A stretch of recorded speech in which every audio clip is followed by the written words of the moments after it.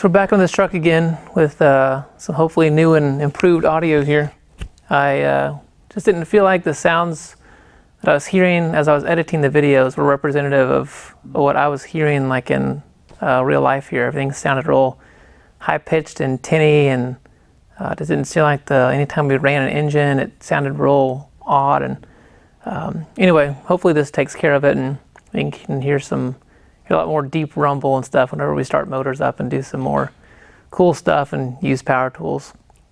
So we've done some pretty heavy duty instructional videos for cutting the bed on this truck and lowering it and doing a bunch of heavy lifting and long projects.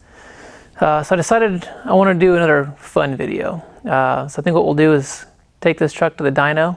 Ford put a horsepower number on the door tag. It says it's got 175 horsepower from the factory. Do we believe that? I don't know, but I think there's only one way to find out. We'll take this thing with a dyno and see what it puts down for numbers. And if it doesn't put down 175 horsepower, we'll go ahead and break out the old nitrous bottle, spray this thing up to 175 horsepower at least. I'll put 100 shot of nitrous on it, see if it blows up, see what this motor's got left in it straight out of the field. The motor is essentially untouched from how we picked it up and how we got it running out of the field out there. So it's got the new ignition on it. I'm going to put a new radiator in it because the radiator's leaking like crazy. Some new radiator hoses. Go through it and make sure it looks like it's going to survive. Running up to 5,000, 5,500 RPM under load on a dyno. So any of that stuff will kind of straighten up. I obviously replaced the vacuum advance canister on the distributor and did a few other odds and ends.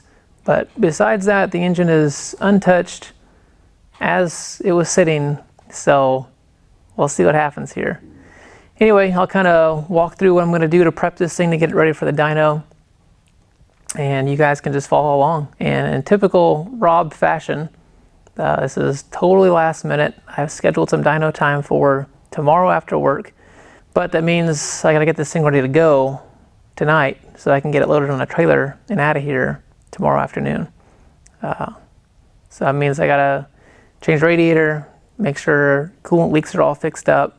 The radiator hoses we gotta get switched out. I gotta make sure the tires have got enough air pressure in them. And I need to make sure that I can see the gauges because the instrument cluster is just super hazy and hard to see. You can barely tell if it has oil pressure or any sort of over temp going on or anything. So anyway, we'll get started and hopefully have another fun video here. All right, so just gonna pull the plug out of this rear end, squirt some gear oil in there since it's obviously been leaking some protective leak coating here.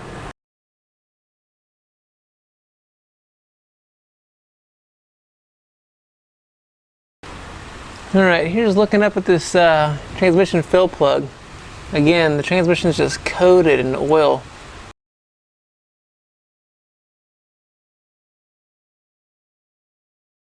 Well, that's not bad. It was 3/4 of a quart low or something. I expected way worse. All the grease hanging off the end of this thing. All right, I want to snug that up and call it good. All right, some more under the truck footage here. Got the new drive shaft installed. It came from the local drive shaft shop, so that thing looks pretty awesome. It actually fits really well though. This drive shaft shop I got around here, the dude does awesome work. You just give him a center to center measurement on your the pinion here, and he creates drive shafts, and everyone I've got is fit just phenomenally. So lowered the trucks and gave him the measurements, and he went ahead and used the pieces I had off the original drive shaft here, the slip yoke and the rear yoke, and put me a new piece of pipe in here and put it all together, and then put some new good high quality U-joints in there so you don't have the cheap ones you get from the auto parts store, and should be ready to roll. So I was worried about this radiator because it well, I take that back. I was worried about the block because there's this junk in the radiator And when the truck was running, you could look down in the fill cap and see this just mucky nastiness going by. And I thought, well, that's probably a blown head gasket, cracked head, something not good. Anyway, I took a fluid extractor real quick and took a big chunk of fluid out of the radiator real quick just to suck some of that junk off the top. And so what was in there, I put this water bottle on the bench for 2 days, and it looks like everything here is mostly just kind of some rust, but most of the stuff in it was just suspended like rust particles down in the bottom. So it's kind of glad that it settled out. You can shake that stuff up. Anyway, there's some nastiness in there, so I'm sure the cooling system's full of the same junk. The good news is there's no oil floating on top of this, so I think we're in the clear there as far as having some sort of head gasket issue or cracked block issue to have to deal with here.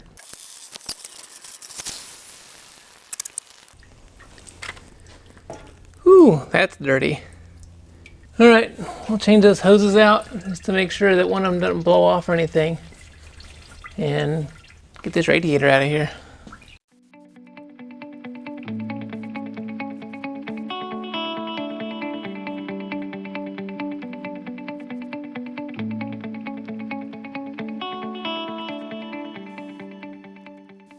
All right, so today on how to check your radius arm bushings, several people commented in the last video that the axle appeared to have a problem or something.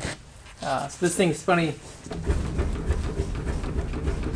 You actually move the front axle back and forth. I guess it's I-beam suspension, but when you move the axle back and forth, the radius arm bushings are so worn out in there that it just flops around. All right, let's see if I can let you guys see what it's actually doing in here. So there's the radius arm bushing back behind the front wheel there, and you can see it just flopping back and forth. So I stopped by the auto parts store on the way home, and luckily these are a pretty common part. They had them in stock for like $13 for the set. So I'll go ahead and put this thing up on the lift and we'll swap those out real quick. Okay, so I pulled the cluster out because you can't see if we have oil pressure or temp or fuel or what's going on here. So I bought a new gauge cluster from Dennis Carpenter off eBay. That was the best price I could find for $24, $26. I'm going to try to just switch it out real quick.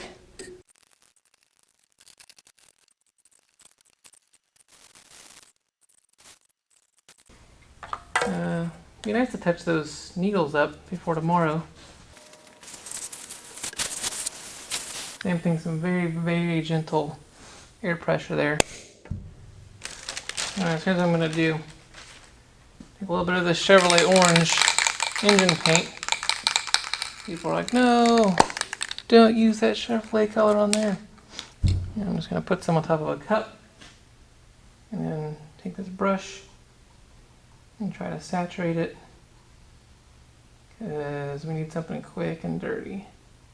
So now if I come back with a piece like this and slide underneath the gauge needle like this, can I quickly and dirty just put some color on here.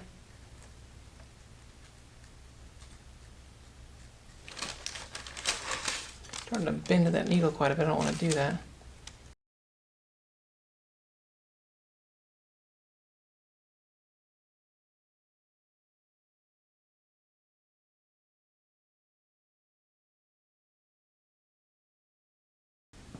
One last quick dust, very, very gently.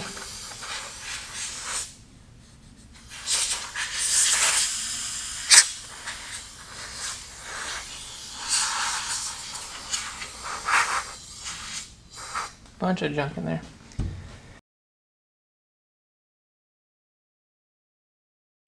I guess be careful putting these back together because they these screws really want to crack the little pedestals that they go into. So you gotta be careful and just gently run them down because everything seems like it's just so brittle.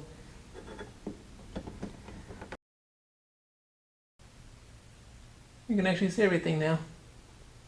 Pretty crazy for a few minutes of work here. I think my camera's counting 16 minutes. So 16 minutes and your gauges are in.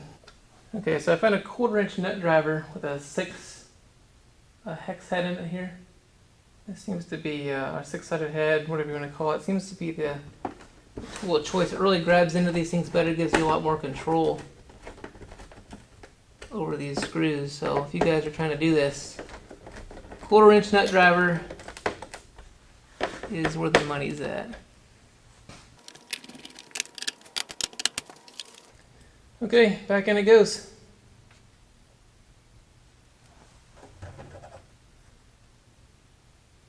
Alright, so here's the interior, ready to go. Nitrous bottle laying on the seat, safety first. I'll put those gauges back in here. You can actually see the instruments now, and you can see the oil pressure. We can see the temperature. Make sure we're good to go there on these two guys. I'll put an old tack I had laying around. I stuck that in here just to keep an eye on the RPM. It a little bit floppy here, but it seems to read and work pretty well. I installed a wideband just so I can keep an eye on what's going on with the air-fuel ratios as this thing's on the dyno. My concern is that the carb's gonna let this thing go super lean, and then it's gonna burn the motor up. So look at this thing set on the dyno and running up to, I don't know, 5,000, 5,500 RPM, something like that. That everything stays in good shape. If it leans out too much, I guess we'll just have to back out of it and try to either jet it up or squirt some extra fuel in the car or figure out some way to try to richen the thing up. Anyway, that's where we're at. So interior mods ready to go. I got some extra wiring down here. I just wired in the wideband and switch for the nitrous here, so we can just purge this thing and spray the nitrous all in one quick, easy to disconnect box here. Alright, so check it out. Under hood stuff, ready to go to the dyno. I ran that wideband controller through the firewall as well as a tack pickup signal wire here. I just ran this straight to the coil, just with this old piece of green wire here. So that goes to the coil, pick up a tack signal, and the wideband just needed some power. So I just pulled that here off the starter solenoid.